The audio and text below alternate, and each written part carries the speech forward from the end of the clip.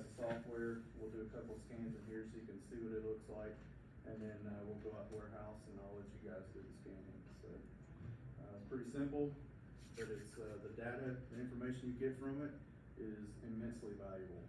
So we'll talk about that. So a little bit about myself. I'll start with me. My name is Eric Fines. I work for Building Point Southeast. I've worked 100% with Building Point Southeast since late 2018. I started out with our sister company, Duncan Parnell, as an Autodesk support and trainer. It's been my background. Been doing CAD for, gosh, probably, I don't really do much CAD now, but probably all total 25, 26 years total. Started out in the steel industry doing CAD and CNC programming, different types of machinery, and then moved to a structural engineering firm back in Birmingham, Alabama, where I'm originally from. Worked there for about 11 years. I was talking to you earlier.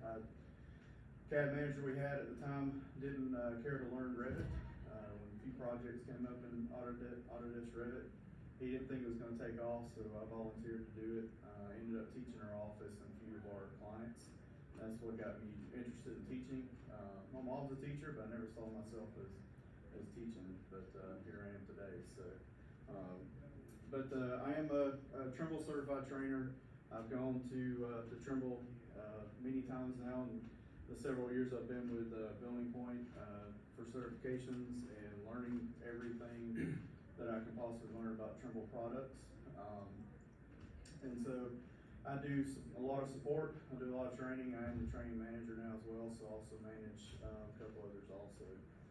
I enjoy weekend travels. Me and my wife do a pretty good bit, and hanging out with our dogs, and I love college football. Being from Alabama, that's what rules. So I'm a big Tide fan. I'm a little disappointed last week, but you know what? We'll get back up, we'll get to it. So a little disappointed about Bryce Young with the Panthers, but he's gonna be all right too. So I'm not worried. 0-1?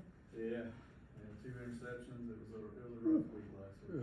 Crazy. So you guys are taking a beating on the internet. Yeah, No, I'm not surprised. So. Yeah. We're used to it. You lose 1 or 2 games, and then next thing you know, the world's falling apart. Never comes back, and Saban finds his way back. So I ain't worried about it. So hey, if we never come back again, I can't complain. We had an amazing run. So. Yeah, that's true. This is not one Tide fan that's going to complain about any of it. So. It is what it is. It's college kids playing football. You never know. You don't bring your A game, you're going to get beat. Who's they lose to? Texas. Y'all can always hire Deion Sanders. At home, too. That's a bad loss, though. Texas at home, and that was hard. You can always hire Deion. I will say, when Saban finally retires, I feel sorry for the guy that follows him up. Oh, yeah. It's not going to be pretty. He might have 1 or 2 good years, but yeah. If he follows him up after a bad year, he might look good. Yeah. Well, that's a little bit about myself. Let me know a little bit about you guys. Give me a little bit about your background, what your favorite hobby is, what your goal is for drones, and learning this as well. I'll start with you. All right. My name is Tillman Robinson. 49 years of age. I've been a flight attendant with American Airlines for the last 24 years. Or actually, I should just say a flight attendant in the airline industry, because I started with U.S. Airways. Wow. Then we merged with America West, and now with American. So I have a little bit of piloting experience under my belt. I was doing some flight training back in 2003 to 2005. Long story short, I had a instructor that was milking me for my money. Didn't realize it at the time, and I ran out of money. Never really get back into it. Always pissed me off. Yeah. But I try to move on past it. But I found out with droning, learning some of the same things that we did in my pilot class. You know what I'm saying? When I was flying little Piper Cherokee Warriors, little 4-seater, single engine, low fixed wing planes, non-retractable landing gear. And so it kind of brings back those memories. I'm trying to draw back on some of that education and try to apply it towards this here. But Dr. Walker's been, terrific with us, and he breaks everything down in layman's terms so that we can all understand and pick it up rather quickly. So, what I'm looking to do is, I'm looking to make a little transition from the airline industry, from flight attendant perspective, over to commercial droning. You know, what I mean, as long as I can get my mortgage paid. And I have a little, you know, that's the main thing. As long as I get my mortgage paid, I'm good. I have a background in photography. I've been doing photography for about 29 years, on and off on my own. So with the droning, I mean, it's you know, kind of goes hand in hand. You know, taking pictures, doing video. I already have the photography background. This is Chris, by the way, if you don't know. There must be this guy. traffic or something. I know, that's. Yeah. It must be a game tonight. Oh, Thursday night football, that's what it is. No, but all the classes are run little like. Oh, wow. Yeah, there must be some traffic or something. Did everybody catch like the flu bug or something? No, You know what I I mean? think My GPS did send me a There weird might be way some this traffic. time. Every yeah. class is a little light, so. Yeah. I know on, was There's that, some blows, Freedom? On Freedom, no, was it Wilkinson? Wilkinson was kinda jacked up. Oh, we got one They that's one of our Freedom. people, yes sir. Yeah. We just grew by one. Cause this class is always, Always. everybody's early, Yeah. so there must be something. What's going on? Yeah, so just looking to, hey, what's going on? I love them. Make that transition, in the drawing, apply the knowledge that I already have, the new knowledge that I'm learning, and, trying to make a living, you know, and I'm trying to figure out what aspect of commercial drawing will allow me to be able to make the best type of living, you know, I'm hearing a lot about 3D mapping, LiDAR and all this type, stuff, so I'm like, you know, I'm really, excited about this whole opportunity, looking forward to it. I love to travel. I love motorcycling. I had to stay off my bike for a little bit, but I did something stupid, you know what I'm saying, and wound up putting that thing in the ground. And I mean, it's not too bad, but it's bad enough that every time I look at it, I'm like, geez Louise, I gotta sit here and look at a scratched up bike. So I think I'm gonna stay off the bike for a while and just jump in the air for a little bit. That's everything on me. Well, good to meet you. Nice to meet you, Zay. I'll go with you in the back. Alright, so my name is LaCarrie Dickerson. A little bit of background on me. I'm an influencer. I've been on social media for a pretty long time now. And I think my background and my hobbies pretty much tie into each other. Again, social media influencer, also social media management. And that's what I pretty much do to pass time. Pretty much all my time is poured into content creating, speaking to companies, younger men my age, trying to become the best version of themselves, physically, mentally, emotionally, financially. And the goal is to try to learn as much as possible to kind of navigate and try to figure out how it will kind of tie into my life to make my life, of course, easier and better. Yep. That's it. Hey, drones are everywhere, you know, Yes, sir. it influences everything and Mhm. every walk of life we do now, and so it's like technology in general is like a rocket right now. There's no telling where it's gonna land. Yes, sir. So yeah, absolutely, good deal. First of all, I would like to apologize for having to walk out and take that Oh, call. you're good. You're good. But my name is James Ford. Background is been in banking industry for about 15 years. Transitioned over to COVID hit, and we said we're going to start a small lawn care business. And first of all, my goal was just to make a living to cover the gap of all the loss that my family was receiving through it. And my goal was just simple: cut grass. And then all of a sudden, I got found out North Carolina you got to have a pesticide license. So I learned about the pesticide, and it's like now, you know, I'm fully invested into the business. Just changed it over to LLC, and I want to take drones to the top. You know, if I gotta make a move, I gotta make a move. Yep. But it'll be my move for my business. All right. So I want the sky's the limits. You know, what I do for fun, you know, I want to pick back up my swimming. You know, because I want to deny So stop paying all the fees to be able to design. I just bought my own machine and I'm trying to figure it out. Nice. Good deal. Good deal. My name is Sam Averi. I've been doing cable communication for past 7 years, and my favorite hobby is sport, playing sport, and here to learn about drone. I mean, I've been studying GED like 2-3 years ago, and I saw this article about drone, and it was kind of interesting, and I see the future in it. So here for learn about that. Yep. And I mean, you guys are hitting it at the right time. You know, with all technology going like a rocket, so is drones. And I think the drone technology is wide open right now. Wow. It really is. So you guys are hitting it the right time. And what I'm gonna teach you guys tonight, you're gonna see some of the data that if you're working with LiDAR, some of that data is very similar, and actually this data can be tied in with that same LiDAR data from drone technology. So these can work hand in hand, and I'll try to touch on some of that.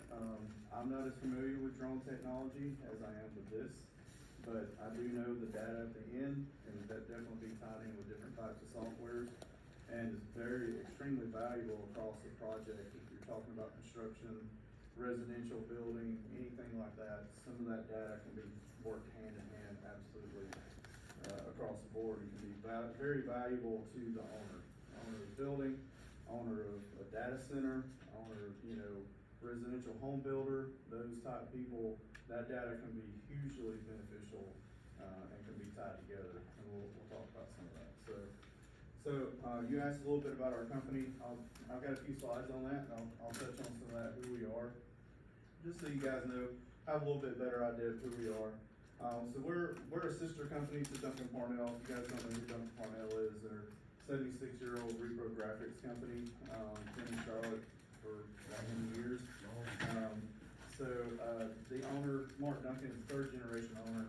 He knew when he took it over in the late 90s that paper printing, graphics, those weren't the future, and so he then partnered up with Trimble. They're also Trimble deal on the geospatial side. They're about just the Trimble products alone, they're about a $40 million company. And so we're pretty new. We've started our business, Building Point, it was started in 2016, and so we're still fairly new, but we're already following that same path. So we've grown from, in just those few years, to almost a $12 million company. So we're very proud of where we're at. We've got a small team right now, but I would have to say this team is probably the best group of people and the best team I've ever worked with. We all do an extremely good job of working together and actually working as a team, and that's helped us be hugely successful. So with the experience that you have on your team, how many came outside the industry to where they are today? So Alex came, she was she worked for a chiropractor's office. She was an office So I got a manager. 10. I would like to talk to you after. She came from there. Yeah, so she came from chiropractic.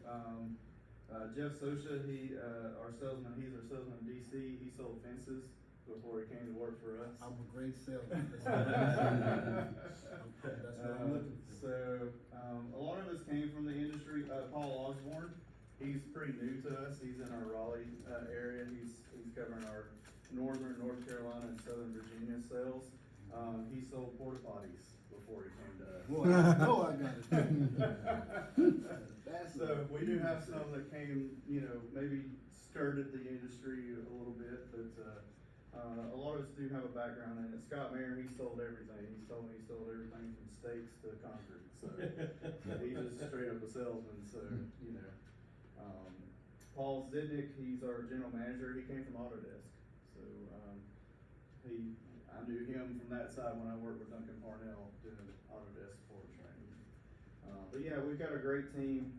Actually, I really love everybody on our team, and hopefully we'll all stay together for years to come. So, who are we? Who is Building Point Southeast? We're one of a select number of dealers for Trimble.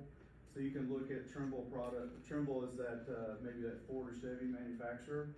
and we're a reseller. But the difference between us and a car sales place is that we have to know the products inside and out.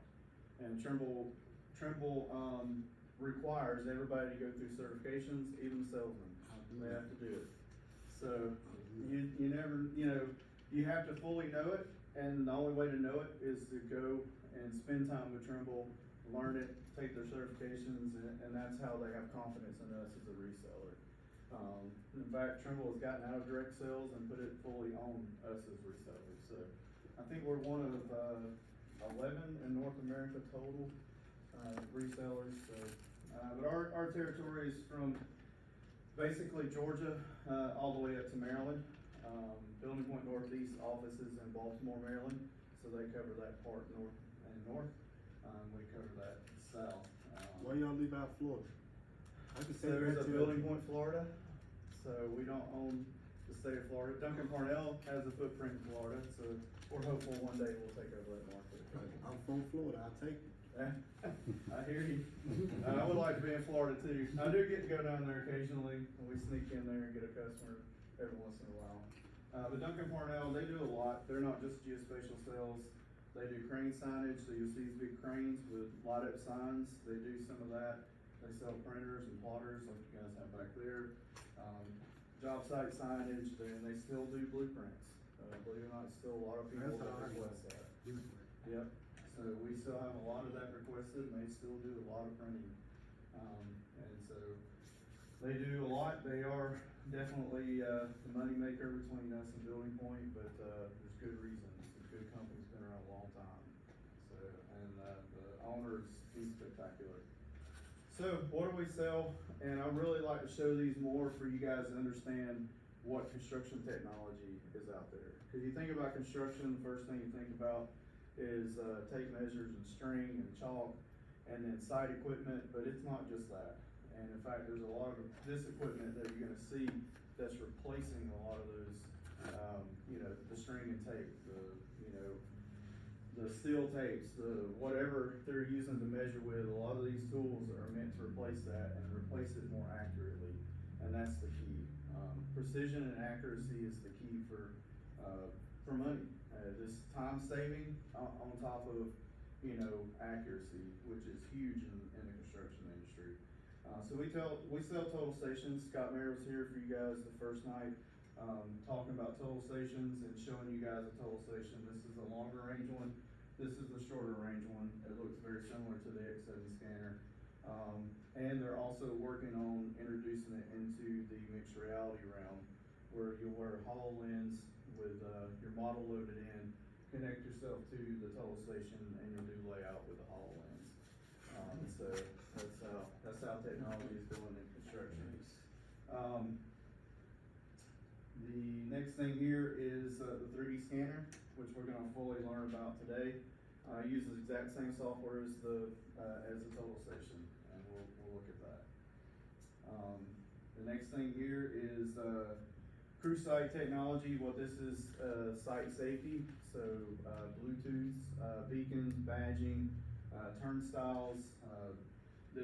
This technology can predict when bad weather is coming up on a job site, so they can get everybody off the site before the weather hits.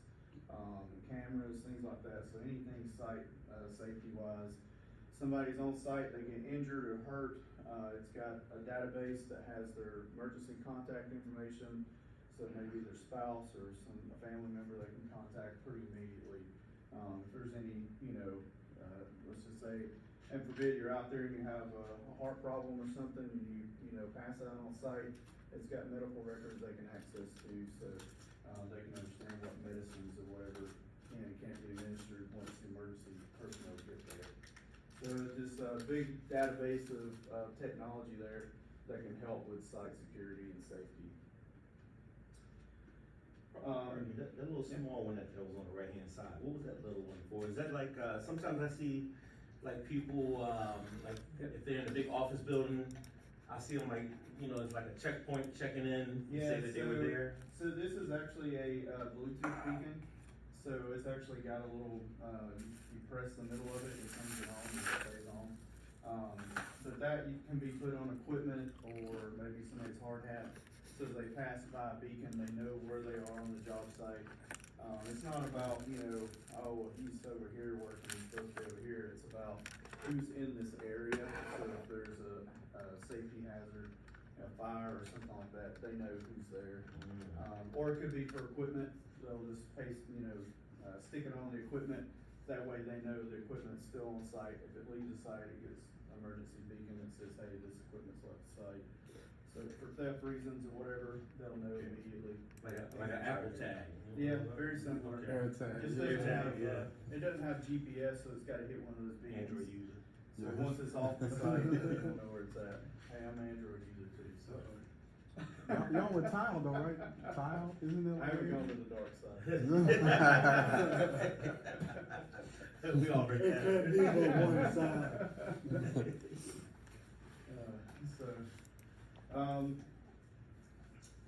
What else we sell? The mixed reality. This is really huge. So this is the Microsoft HoloLens. They partnered up with Trimble. They converted it to fit on a hard hat. So you get to load, you use the Trimble Connect software. You'll load in your 3D model. Then you can take that out on the job site, put up some QR codes, kind of like what we call georeferencing.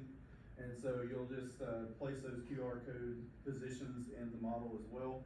You go out and scan the QR codes with the HoloLens, and then it places your model in alignment with the job site. So now they can go out and they can do live QA/QC, live clash detection.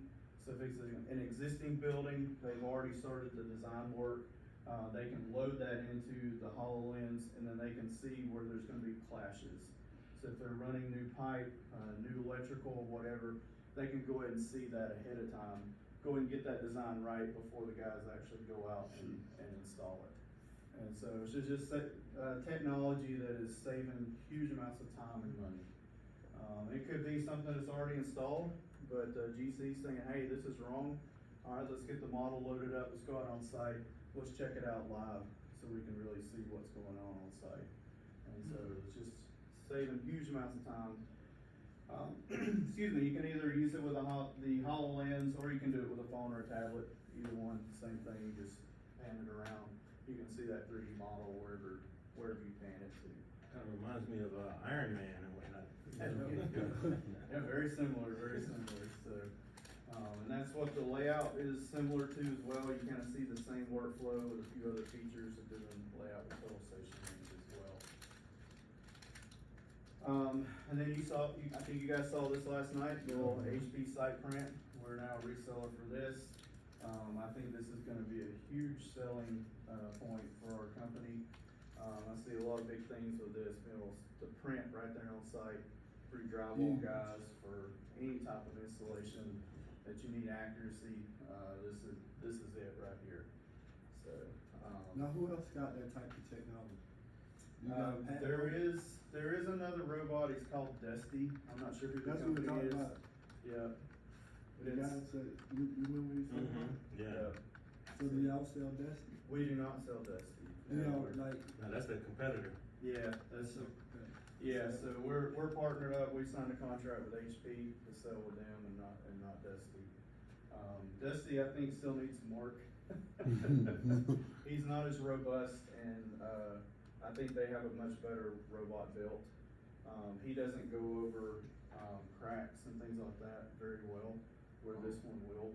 It's got some good clearance on it. You look clumsy. You Yeah. can't find walls. You get stuck on them. Yeah, now I will say the technology is still new. They're still working out some bugs, but we've seen some huge improvements from March until where it's at right now. And it is market ready now. They're just still working out some bugs on the firmware side.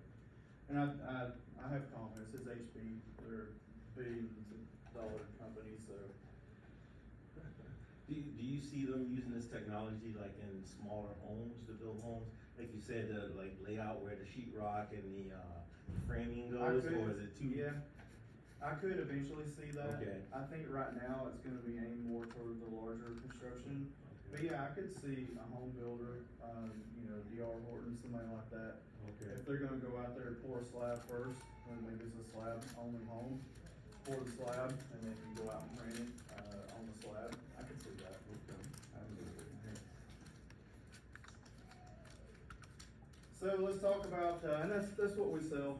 There was one more that Trimble, just recently, canned on us. I don't know if they're gonna go back to it or not, but you guys know Spot the Dog, Boston Dynamics. Trimble was partnered up with Spot. I've heard, yeah. It's these little robotic dog. Mhm. The only payload for it was the X7 scanner. So basically you could set, a time for him to go walk a job site and scan, Mhm. off peak hours. And he would go walk the site, and you would set his positions, he could walk to those positions, scan, stay back down on his base to recharge and shoot that data back up. And that's how Spot got started? No, Oh. I'm not sure how he got started, Well, but, that's he's what in, they said. Boston Dynamics, you gotta give them props. Yeah, They yeah, sell yeah. them to That's a everybody. good play on. Yep. Disguised Entertainment, technology. yeah, Mhm. Trimble's competitors, like, everybody's running Spot right now, but Trimble punted, That's they what's said up. there's just not the market for it right now, so, and he's still pretty pricey. Yeah, I yeah. have to look that up. He's expensive. Yeah, I've seen him on. I'm thinking if it's the one I have in my mind, I've just never seen it working. Yeah. I've just always He's a seen the yellow advertising. dog, he's yellow in Mhm. color. Oh, okay, no, that's a different one. Yeah. The one I'm thinking about is a little black and white. The military uses it. Yeah. The entertainment industry, I've seen it in Star Wars, one of the Star Wars shows, I think it's the Boba Fett show, Yeah, I TV see. show on Disney, and, Katy Perry had a video or something where she had 3 of them following her, something like that, so it's big in the entertainment industry, military, it's really used in military. Spot the dog. Spot the dog. Look it up. Look it up. I was on Alright, YouTube. so let's get into this, let's talk about 3D scanning and what this instrument does and what it means. So what is 3D scanning? It's just a means of capturing data of a physical object, okay? So what the 3D scanner does is it will rotate 360 degrees, and basically it will spit out, about 500,000 beams of light per second. All of those beams of light reflect off of a surface, and is then collected back at the scanner, and then the software in turn creates visual points for each of those reflective point locations. Okay, so what does that give us? That gives us a 3D representation of a space, of any object. Okay. What that also means is it's real world measurable. Okay, so I can visit a job site once, get everything I need, and not have to go back, because I've got all the information I need at my fingertips. Huge time saving when it comes to that. This is what we call a terrestrial scanner. So there's all types of 3D scanners or LiDAR technology. There are terrestrial scanners, there's drone LiDAR scanners, there's what we call SLAM technology. So that's what your vehicles, the autonomous vehicles are using now. A lot of our vehicles that are looking at that space around our vehicle, they're using LiDAR. And so all these technologies are very similar in what they do and what's happening with them. So, So, I had a question. With the, you said car, the autonomous car. Yep. Are they doing missions like a drone would do? You plot the course in advance with address? so they're doing, not exactly. So they're using what we call the SLAM algorithm. And so I don't remember what SLAM stands for exactly, but basically it's a mapping technology. So it's not mapping as far as like a GPS would map, it's mapping the environment around itself. So it's constantly collecting information so that it knows where it is in position at all times. So if you're talking about a vehicle, you know, the technology where you can turn your cruise control on and it sees the car in front of you, that's LiDAR. So it stands for simultaneous Yeah. localization and mapping. That's it. So Guy that's from how, Australia came up with this that's how algorithm. the car, when you put cruise control on and That is it. slow down. That is it. So we used to be partners with another scanning company called GeoSlam. One of our competitors recently bought it, so we're no longer a seller for that. But it was basically a handheld 3D scanner. and you put a backpack on so you feel like a Ghostbuster.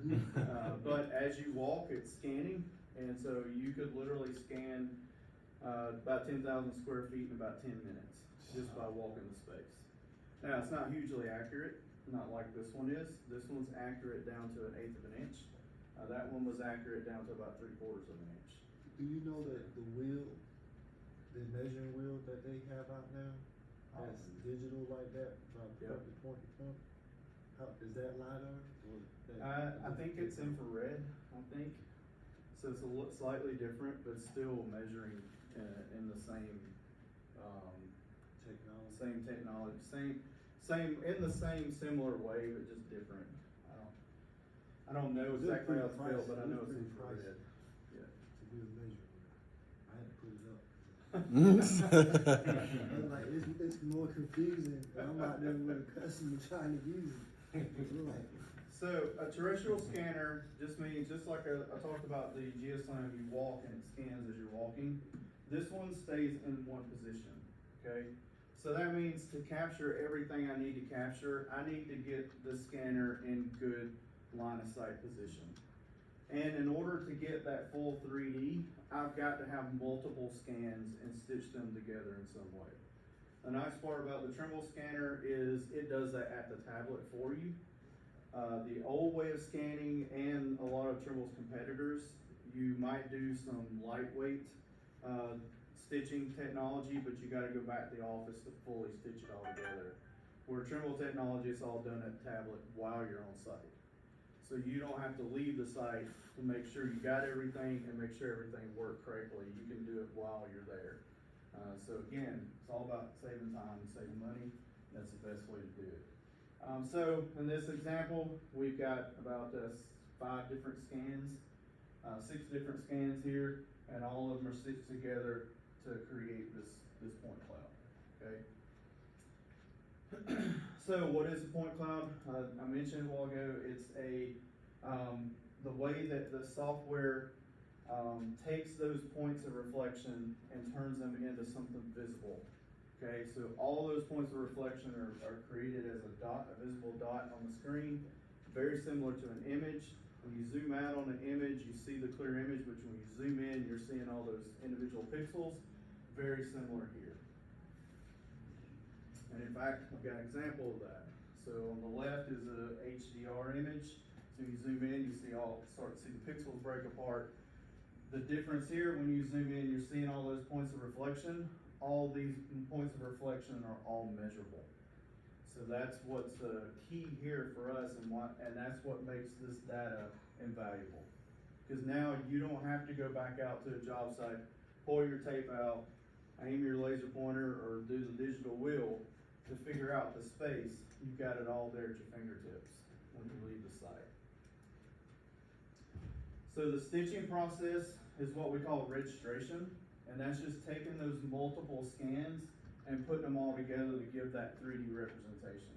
Okay, so this is a 3D representation of the loading dock ramp at Duncan Parnell's office in Uptown Charlotte. And so I just went out there and did about 8 different scans to get the full loading dock.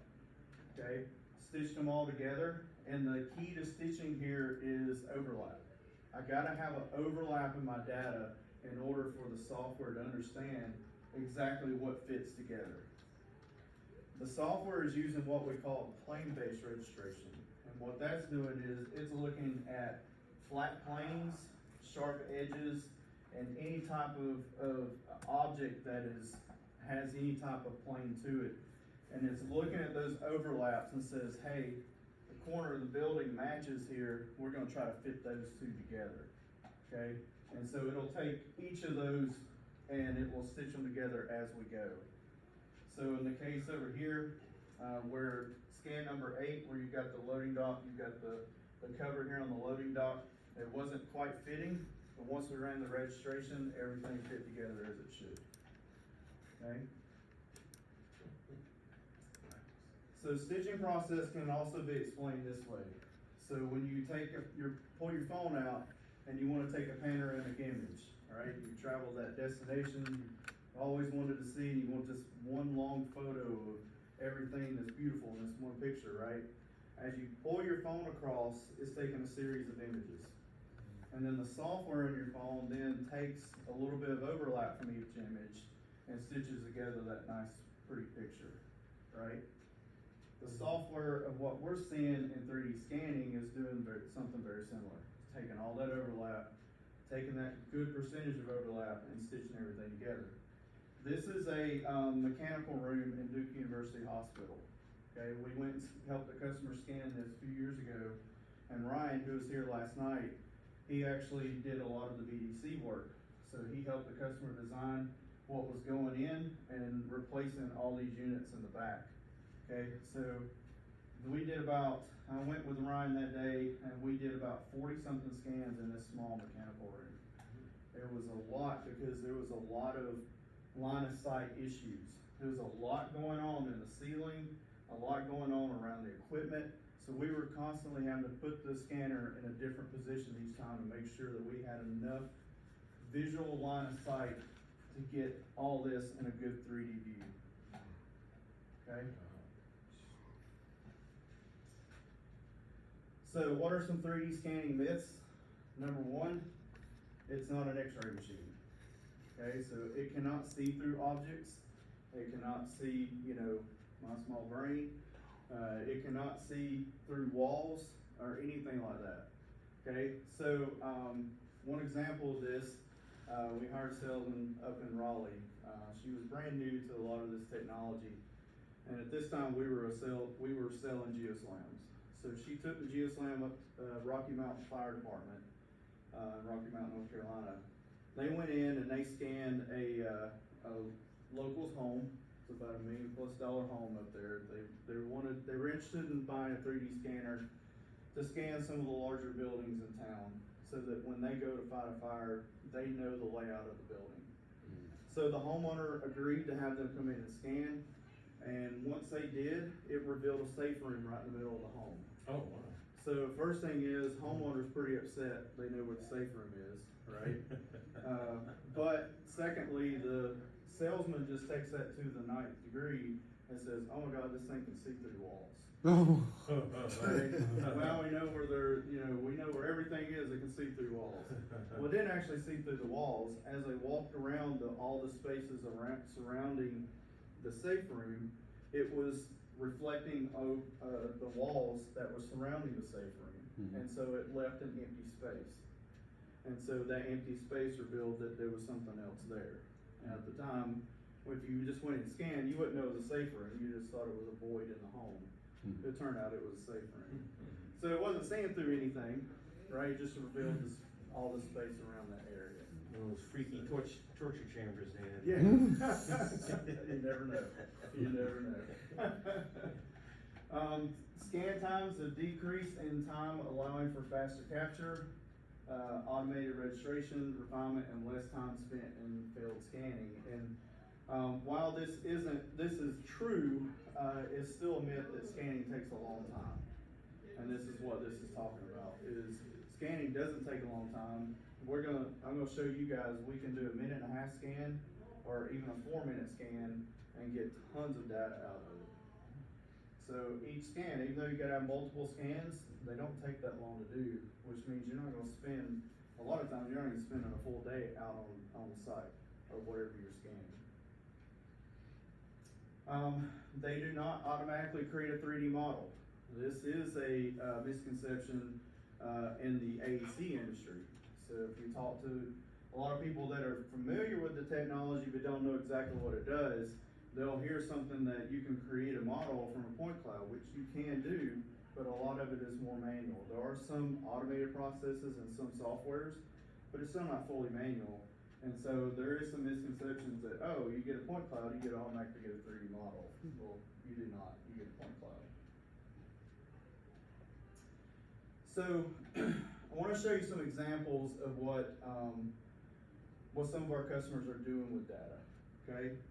So this is a building. This is actually a really old building up in Kannapolis.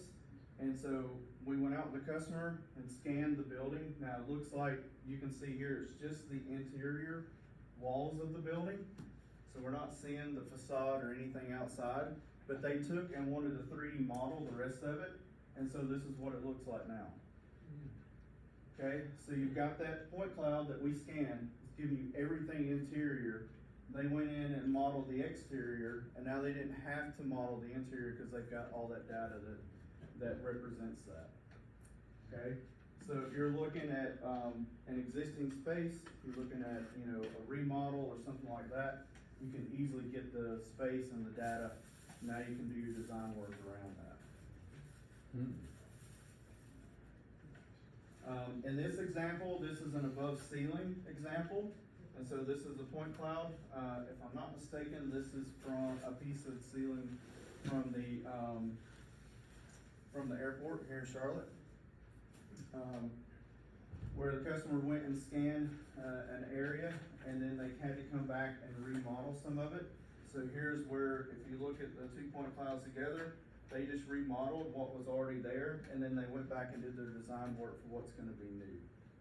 So in this case, they actually remodeled what's existing, but you don't always have to do that. You've already got that data there.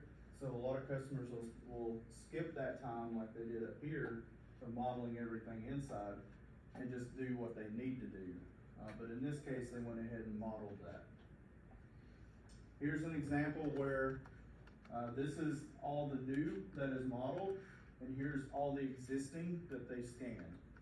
So now you're fitting that new piece onto that existing building. And then one last one, this is just a close-up view of an above ceiling, where you do have point cloud data, all the dots there, and then all the new that's designed within that.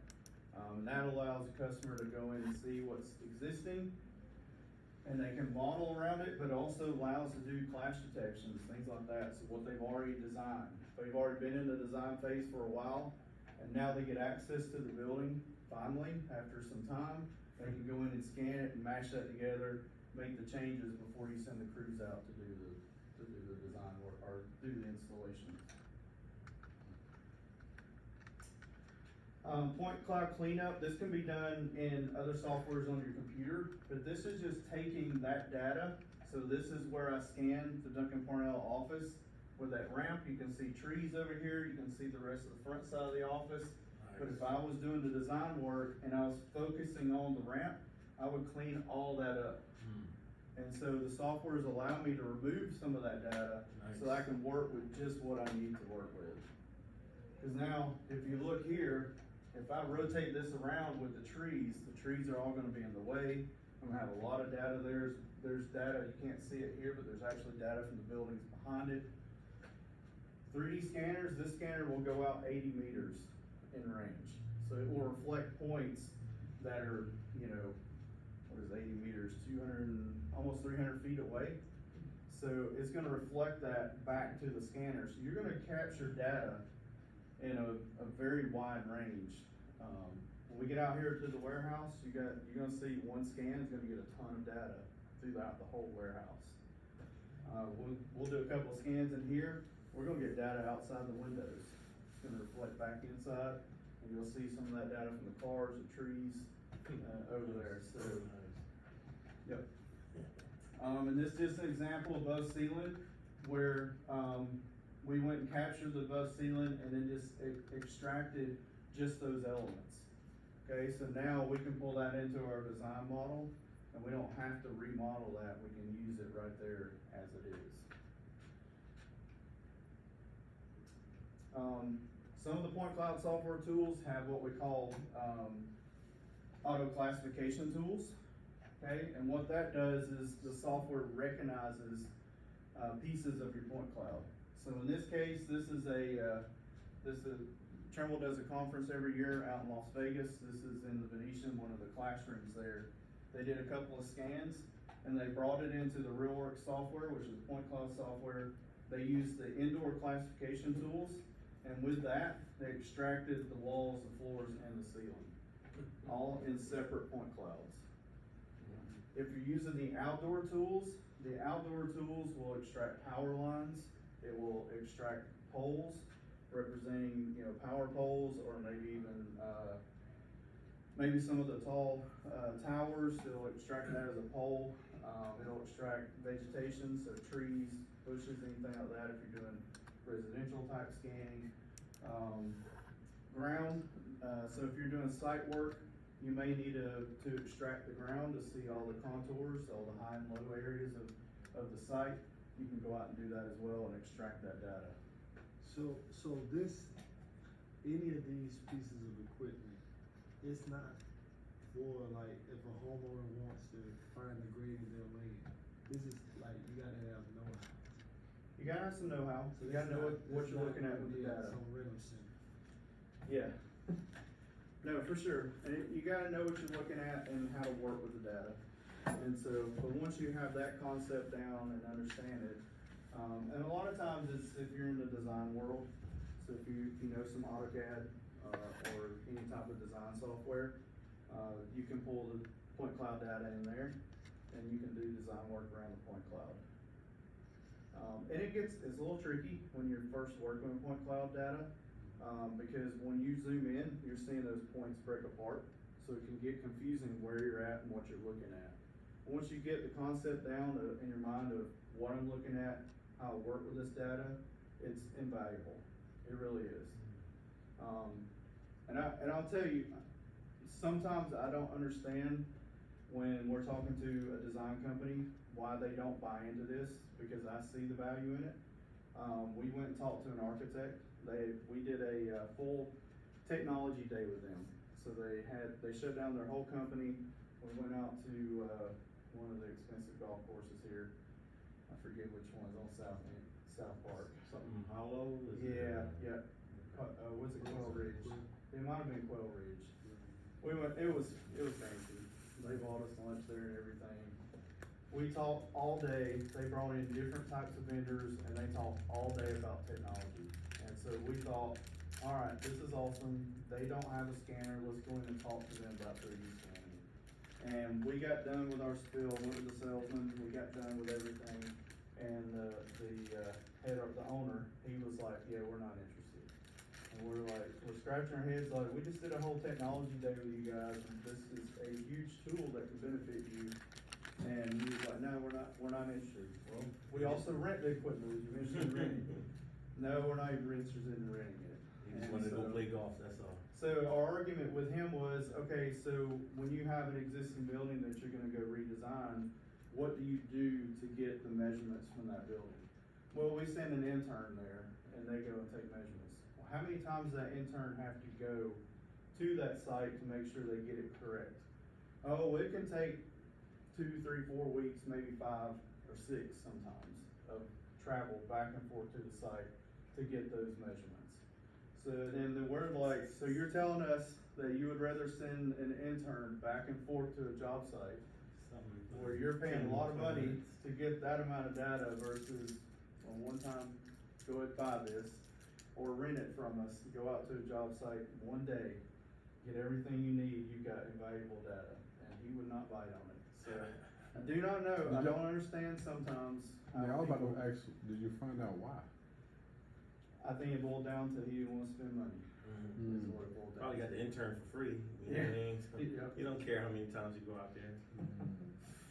But that costs time, right? Right. Because now your architect that is working on the job, they sent somebody, some kid in college that, probably hadn't used a ruler very much, or a, tape measure. And they're going out there trying to draw this building out with, tape and string. And how many times they gotta go, that would be frustrating as an architect sitting and doing the design work. All right, I'm gonna need you to go back out there. I don't know. This space doesn't make sense, nothing adds up here. We need to go back out and remeasure. Where we've got it all at our fingertips with technology. But, sometimes it boils down to, maybe just don't want to spend the money. And I really think that's what it boiled down to. So, this technology is key.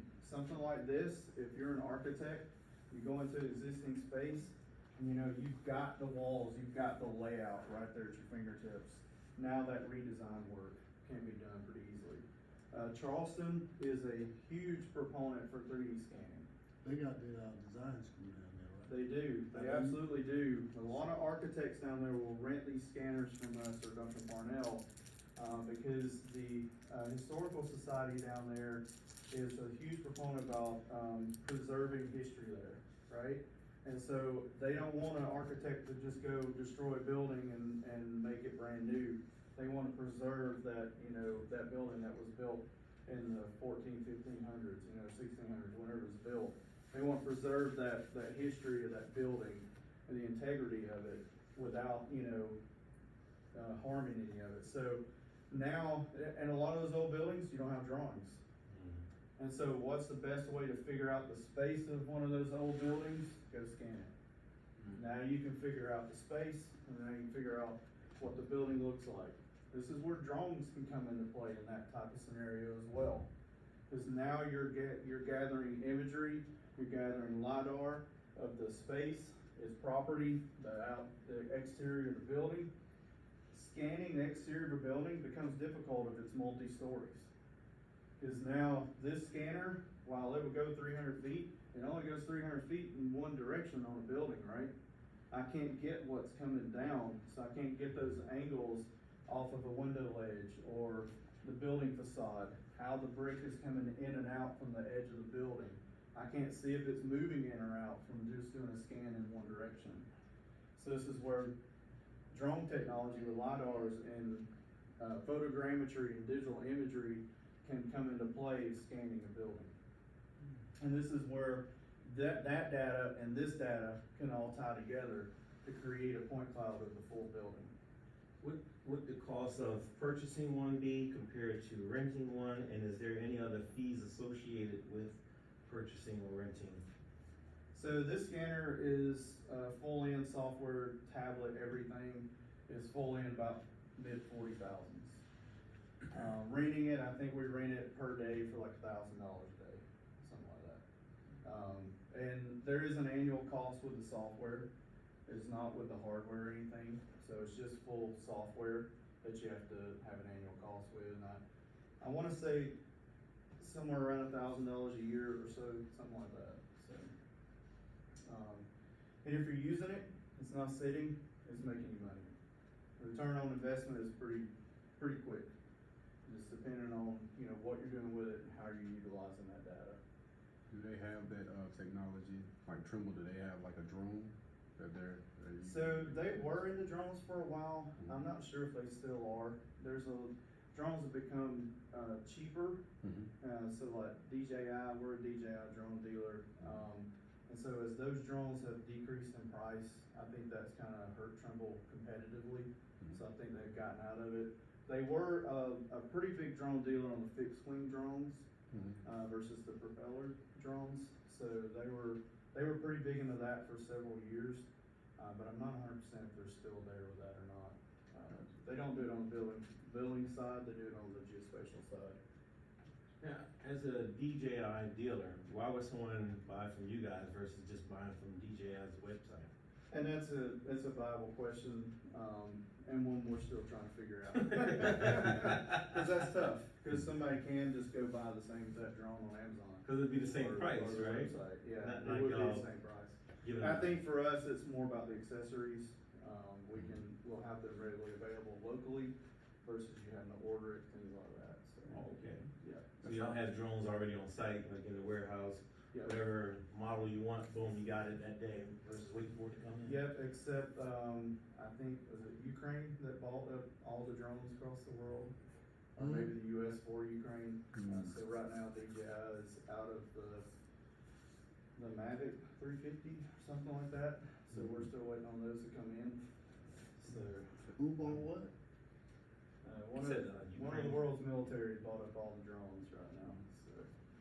So you could buy like a LiDAR camera or something from you guys and put it on Yeah, your drone? I'm pretty sure we can. Okay, Yeah. alright, that's nice. Yep. That's nice, yeah. What would something like that cost? Cause I looked it up last night, but I didn't see the cost. Honestly, I'm not sure.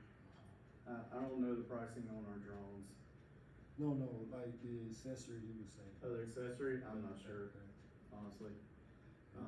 I can have Ryan reach out and get you guys a price on. Yeah, It's probably Yeah, so I much would, we can't I would have even- loved to have seen that big drone fly. I know, that, I was so disappointed. I was so disappointed. I thought about that So today. I was we like, gotta wait, get big him back drone. out there next week to say, bring your battery. Yeah. We Oh, need you it. didn't bring the battery? Oh, is that what happened? You found the Yeah, he battery? said he was out of town. Oh, he, Yeah, he was right traveling. back. Yeah, I think he flew in yesterday, so. Oh, we'll bring him back on Saturday. He can come back on I know, Saturday. he comes back. He's like, what? So, not far. Like Saturday. Yeah, we'll make a sacrifice to be here. Yep. Special session. Alright, so what does the whole process look like from finish to end? It looks something like this. We're gonna go out to the job site, we're gonna scan. That's gonna register everything right there in the field with our software and a tablet. We're gonna export that data into something that we wanna clean up.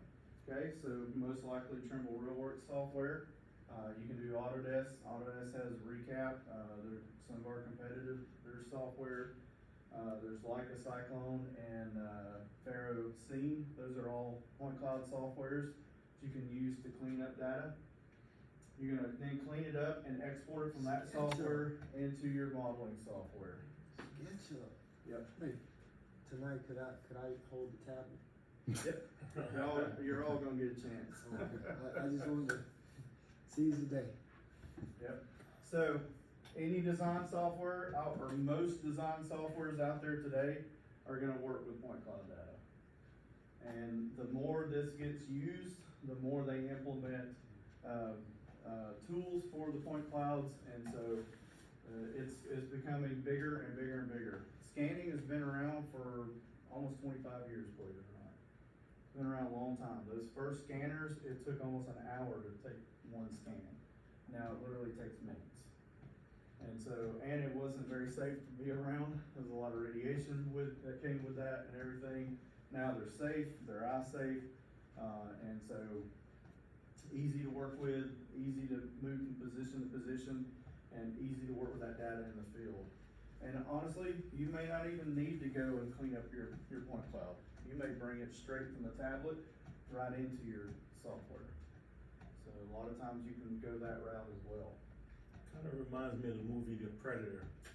You know what I mean? Like he was using scanning technology to see. They You showed couldn't it see to without us, the they helmet. showed it to us before they did something. That's right, that's right. So look out for the AI stuff down the road. I'm just saying.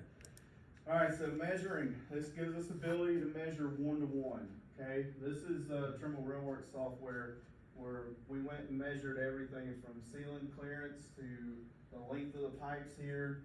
This pedestal, we know what size the pedestal is. You can do all those measurements. They're real world measurements, and we tell customers all the time, do a scan, then pull out your tape and verify. And every single time you get dead on exactly what you're measuring with your tape and in the software here as well. This is the tablet. We can do live measurements while we're out in the field. When they take a scan, we can turn around and go to our measure tool. We can measure point to point. We can do clearances, and then we can take a screenshot of that and we can send that back to the office. And the office can already start their design work based off the measurements already taken. So they know clearances, they know where stuff is, we can identify, we can create markers and says, you know, existing whatever there. And so we get just valuable bits of information right there at our fingertips that we can send back to the office pretty quickly. Analytical tools, we can do floor flatness with this scanner. This has become huge in the concrete industry, and GCs and concrete contractors both are buying these scanners, and they're buying a lot of them. Holder Construction out of Atlanta, I think they bought about 6 scanners from us. They're putting a scanner on every data center job site that they're working on. These data centers have these huge floors that are what they call super flat floors. So they have to be extremely flat with a very tight tolerance. And so that means that the concrete guy's gotta be super precise. How's he gonna be precise? He's gonna scan it. Once he scans it, he can then analyze it, and it will tell him what's high and low in that analytical field in the software. We can also do this in FieldLink. The nice part and the really cool part about doing it in FieldLink is, we can create a grid across that space. We can see where those high and low areas are, and then we can, even if we georeferenced or shot in a couple control points like you guys did when Scott was here, same as the total station, we can shoot in a couple control points, do that scan, run the analysis, and then we can use the laser pointer on the scanner to point to high and low areas. Hey, I got a real suggestion. You come to my house, I got a project. We can see good test case. Cause I gotta find the high and low spot. Like in this, diagram here, where's the high versus the low points? So everything green is within tolerance. So Okay. these are intolerance areas. Everything blue is low and everything red is high. Wow. Sheesh, they gotta redo that whole thing. Yep, so there's a lot of areas that would have to be redone here. And so they're not only running this across the concrete, but they're doing this scan while the concrete's still wet. So they can add. Oh, something okay, like So that. they have a screed out there, big machine that flattens it. That's nice, So, yeah. and they've got guys running their little, I don't know what they call them, but they've got these Squeegees. big long squeegees. Yeah. Oh, They're the running ones the with the full motors across on that. it? Yep. You remember that? Did you Mhm. go? Yeah. He had the little, I call it the little, Like a motorized squeegee. the little, reedy. Yep. Just a reedy attachment. Yep. Mhm. Yep. And it So- was just vibrate. Now I'm pointing these areas out, and they can go and fix those areas before they dry. Yeah. You're still gonna have problems after it dries. This isn't a perfect process, but the problems are fewer.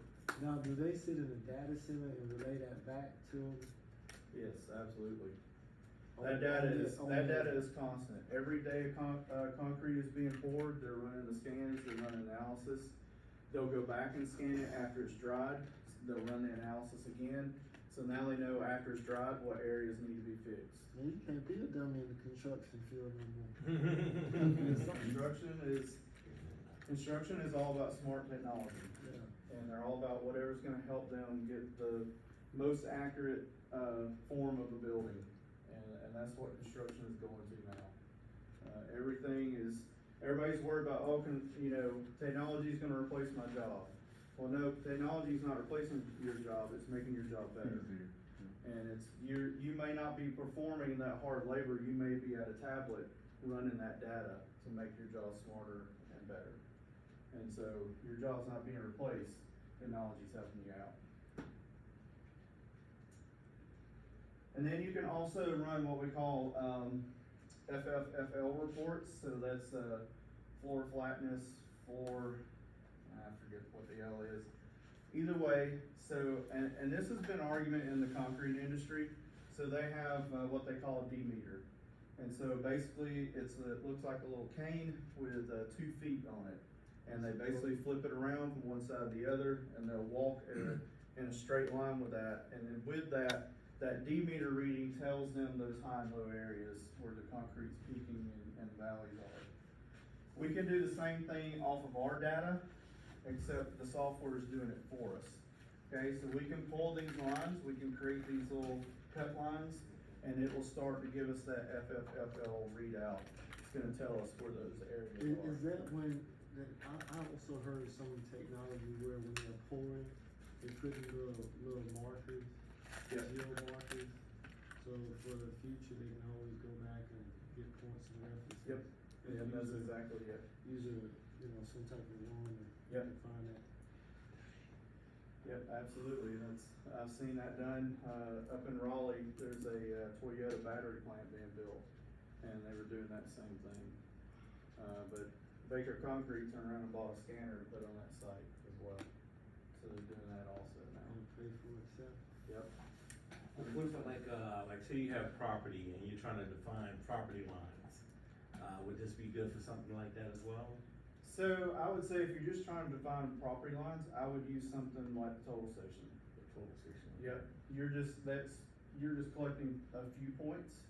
It would be much faster or less data, because in that case, you're just looking for the boundaries, where this is gonna give you everything.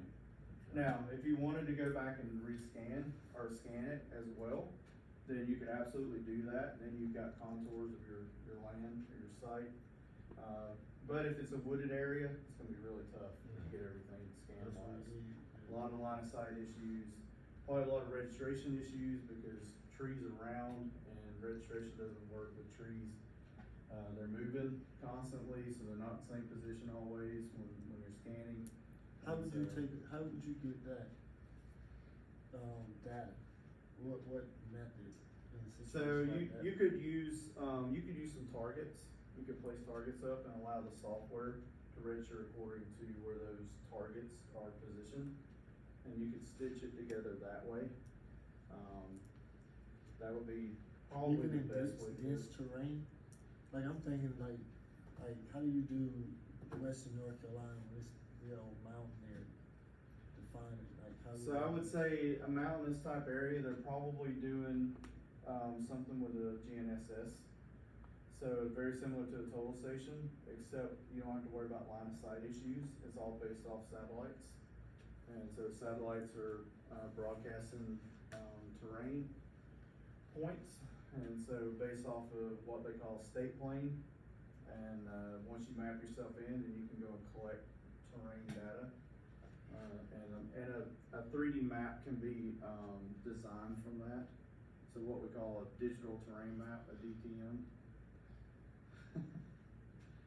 It's a lot. I feel like I'm in Star Wars. Yep. Let the force be with Being honestly, a lot of this has been in development for years now, decades now. Dude, we've been honestly. watching it unaware. Mm-hmm. Satellites have been used for surveying for probably almost 20 years now. That's how I'm doing now. So, yep. And now there's hundreds of satellites I think I gotta that do are it. I nothing gotta do but it for now tonight. GPS and GNSS. Mm-hmm. I gotta- And, I I have was, to go quote tonight, and I gotta use GIS. yep. So, have you guys heard about Starlink? Mhm. With the, satellites that are, Elon Tesla. Musk satellites. Mhm. Yep, Mhm. so those are tracking like constant weather, Mhm. terrain, so that, you know, SpaceX, when they're flying their rockets and they're testing, Some of the they best know internet every you bit can of get. data they need to know. Is that right? If you guys haven't seen it, it's like a string of satellites you can see in the night sky. Mhm. Yep, you can see them here in Charlotte. Yep. And that's test. It's, yeah, it's SpaceX. SpaceX. This is, yeah, this is other company. Yep. Yep, you can see them, I gotta get there's, some under the I don't rock. know how many's there, but it's usually a string of satellites in the sky. Incredible. Yep, even when I'm not getting internet anywhere else, like on my phone or anything, it's still in my car. Wow. Mhm. Yeah. Wow. Tesla. Thank you, Tesla. You got a Tesla? Yes, sir. Yeah. So, I'm checking on my battery. That's the new I'm thing. at 58%, so we're still good. Oh, yeah. Alright, so I wanna run through these next few slides and then we'll take a quick break. But scanning considerations, there's a lot that goes on when you're gonna scan. Number one is, you know, you gotta think about, you know, sensitive areas. I was at a hospital, here in Charlotte. We were in the, ICU unit area. They were doing some construction there. So it's a very sensitive area. You wanna be, you know, consider patients in rooms, family, you know, things like that, doctors and things like that. So it's very difficult, to scan and work in those type environments, but sometimes you gotta do what you gotta do, right? Yeah. So you gotta be careful of that. Restrooms, obviously, you know, make sure they're clear. Classified areas, we sell in the DC market. There's a lot of classified, buildings and things that, a lot of our customers have to go scan, so they've gotta get clearances and things like that to actually scan. So there's nothing like DJI that'll put a geo fence around that data when you shooting your line. Nope. Wow. It's gonna go out that 80 meters. So what doesn't happens matter if what's breach there. that? And how would they know? They'll know when they get the data. The data's probably turned over to the government or whoever in some form, the DoD probably. Because it's probably captured also in the air. Yep. So I'm sure that data has to be approved before it goes out anywhere else. We had one customer buy one, they work directly with the Department of Defense. The guy only can converse by email, and it's a secure email. Like when he has a problem and I'm trying to help him support, it's a secure email line. It's the weirdest thing ever, but Wow. he's somewhere in the Middle East. He never tells me where, but he's scanning military sites in the Middle East where they're just doing some upfits or whatever, reconstructing some of the, military bases out there. And, don't know where he's at. He's always in a secure location and he's scanning buildings out there, so. Dope. Pretty crazy stuff. The one thing about it, the scanner broadcasts a Wi-Fi signal as a radio signal. And so, Trimble had to come up with a way to kill the Wi-Fi signal. Because he said, any enemy has the ability to break into any type of Wi-Fi signal, no matter what it is. And so if they get a hold of that data, that's valuable data that's in enemy hands, so it's pretty crazy, but it's true.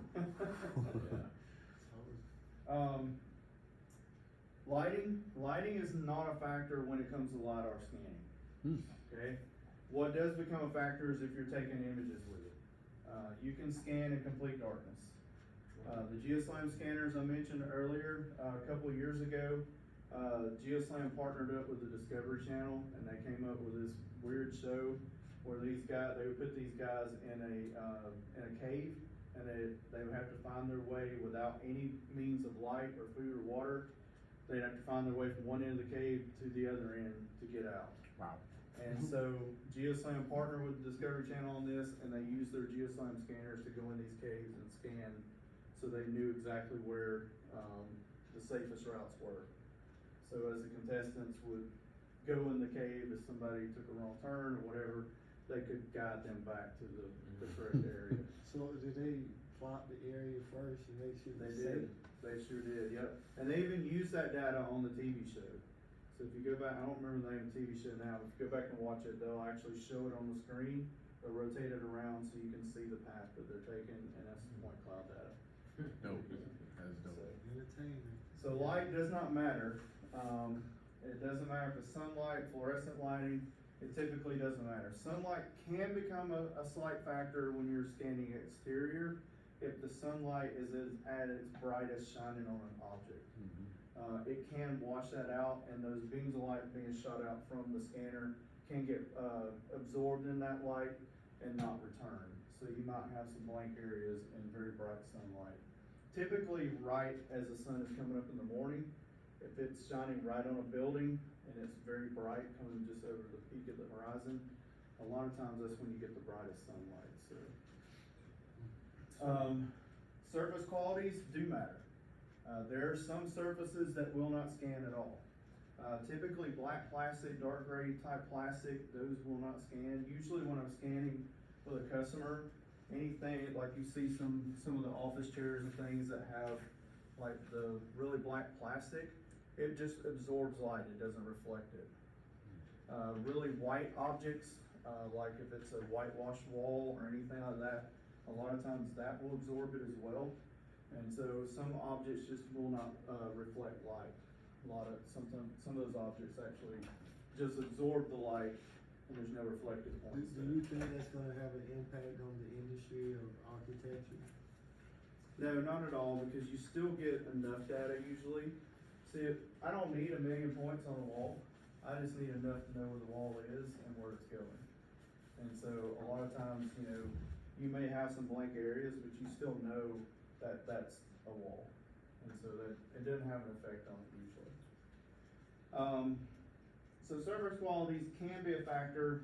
With this scanner, however, some of those are not a factor. So anything that's highly reflective, that a lot of times would reflect beams of light away from the scanner, like stainless steel, maybe copper, anything like that. We can actually do what we call a high density scan with the scanner, and that would slow the scanner down enough to collect those beams of light that are being reflected back quickly.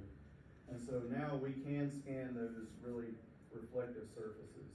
And this is the first and so far only scanner that will actually do that. Color, we mentioned the blacks and the whites, that can be a factor. Any other color typically is not. So it really doesn't, color really only matters too when you're taking the images. So that's where, color comes into play. Temperatures, we do have a temperature range with the scanner, it's like -4 degrees to 120 degrees. So we can scan in practically any environment pretty safely. Condensation is a big factor. If there's any puddling on the ground, it will leave a big blank hole. Water does not reflect light back to the scanner, and so you always end up with a big hole where there's puddled water. So a lot of times if you're, customers on site, you'll see them out there with squeegees brushing the water off, trying to get as much off of it as possible. Now, I mentioned earlier, you can scan the concrete while it's wet, but you typically don't have the puddling, you're getting the porous concrete, which does reflect that beam of light. So condensation can become a factor, for sure, and movement is a huge factor too. You want your scanner to stay stationary, you don't want it to move. If somebody bumps it, it'll either stop scanning or you'll have a big shift in your point cloud where it moves. And so in that case, I'm gonna delete that scan and redo it. We mentioned it earlier, outdoors, how do you scan something like that? You would do it with targets. And so whether it be checker targets or spherical targets, the spherical targets range from basically tennis ball size up to volleyball size. So if you're trying to capture a big space of land, you're probably gonna use those big bowling ball targets so that those get scanned really well in your point cloud. Then you can bring that data into the software, and the software back in RealWorks in your computer. FieldLink won't do this on a tablet, but in the third-party software, that will do it. It'll actually does what we call a target-based registration. So in that case, it's looking where the targets are, and it's looking for those overlaps for each of the targets. You give them each a name, and it takes that naming convention, looks at the space overall, and matches it all together in that form of registration. The flat checker targets, these can be useful for registration and also for shooting in similar to a total station. So we have an infrared laser on the scanner. I can shoot 2 control points and map myself into that space. If I've got those same controls in my model, now when I import that data into my model, it falls right in alignment with my building. So now I don't have to manipulate it in any form. I don't have to rotate it, move it, shift it. It falls right in exact location. And we can do that pretty accurately within 1/8 of an inch. So that's huge to get that, your point cloud to fall right in line with your model. So does that increase your stitching rates? Cause you're able to. It can, so if I'm using some type of target, now it's registering to that center position on the target versus the planes in my space. We talk to customers when they're going out to scan, we tell them, hey, plan your day of scanning. Don't just go out there and just scan, which you absolutely can do, but you're gonna spend more time doing that because you may not understand and realize the line of sight issues you're gonna face on site if you haven't planned it. And to plan it, we talk about take your blueprint, go take an hour, maybe the day before, and go walk the site with your blueprint. Now you can see those line of sight issues, you can mark them on the blueprint, and then you can come back to the office and say, all right, here's where my scan stations are gonna be. You're gonna deviate from that a little bit, but for the most part, you're gonna stick to that plan. It's gonna make your day faster and more efficient, okay? And so if you're gonna put up targets, anything like that, you're gonna be able to do that if you go walk the site first. Now you know what you're gonna scan, you know those issues out on site. If there's something that needs to be cleaned up, you can prepare for that too. Hey, Mr. GC, I've got a pile of supplies up on this floor. Can you have them move when I come out tomorrow so I can get my scanning done and get out of the way? And a lot of time, and that is done a lot. I was out on a job site with a customer, I was supposed to be on this job site with a customer. We get there were pallets of drywall that had been delivered the day before, unexpected. They were a week early in delivery. And we get out there to do floor analysis on this concrete pad. We couldn't do it that day. It was just, I think there was probably 20 pallets of drywall that had been delivered. So, those problems that do arise, you gotta plan around that, right? The 3D scanner itself, these are just some tech tips on it, or just some specs on it really. It does auto registration, it has an auto calibration feature, auto leveling. So just like the total station that you guys, saw the first night, you had to completely level it. This one you do not have to level, it levels on its own. The nice part is we can put it on this, Gitso tripod, which is really lightweight, and it's easy to move each position. It's gonna auto calibrate and level every time you do a scan. Its range, 262 feet or 80 meters. Its accuracy is, 1/8 of an inch in accuracy.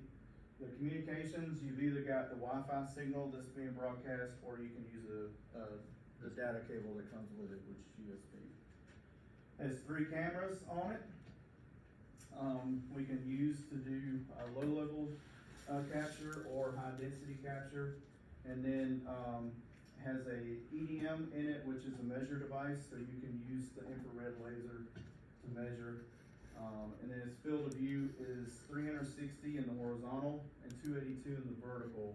Meaning I'm gonna get everything but about a 4-foot hole beneath the scanner. What's EDM? What is that? So EDM is electronic device measure. So that's how robotic total station has an EDM in it, and that's how it measures to your prism. This is the same EDM that's in the scanner here, except you cannot use a prism with the scanner. It's going to use a laser. So is it gonna bounce off something? Yep, and it's going to tell you that distance. So it's like the little point and shoot measuring Yep. things. Very similar.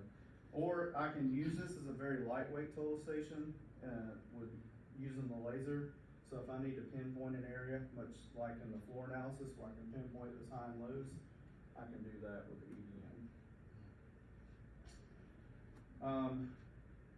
Scan times from 30 seconds to almost 14 minutes, depending on, that's a low level scan at a shorter range, or this is with high density turned on and a high level scan. You skipped over the point spacing. Yep, so point spacing, so basically 1/8 of an inch to 1/2 an inch at every 32 feet. So as this beam of light reflects at a distance on the floor or in a wall away from me, wherever this reflects from, that point density is gonna be smaller and more accurate closer to the scanner than it will be away from the scanner. So that point density spreads out, that beam of light spreads out at a further distance. So that point spacing is you're gonna have more points closer to it than you will away from it. And that is fixed by overlap. So my next scan will overlap in that direction of my last scan, covering the areas that were not as many points. If that makes sense. I see all this technology from back in the 90s, just coming full circle. Yep, absolutely. Microsoft had a lot of it. Absolutely. So inside the lens, basically, is where your LiDAR is. And so, and I meant to go back and throw another picture here, cause I've just recently got a picture from Trimble showing the inside of the unit. It's pretty cool just to see the inside of it. But basically the LiDAR is inside, it spins and spits out those beams of light. So Is that the same thing that used to sit on top of the things that go around, like a light? I don't think so. I don't think it's the same. But you will see it will spin. You won't see the beams of light. They're infrared and they're invisible. But it's gonna capture everything in space. All right, so we'll stop there. Let's take about a 10-minute break here. I got a few more things to go over, and then I want to show you the scan, and then we'll go outside and do the scan. I hope us three don't work your time.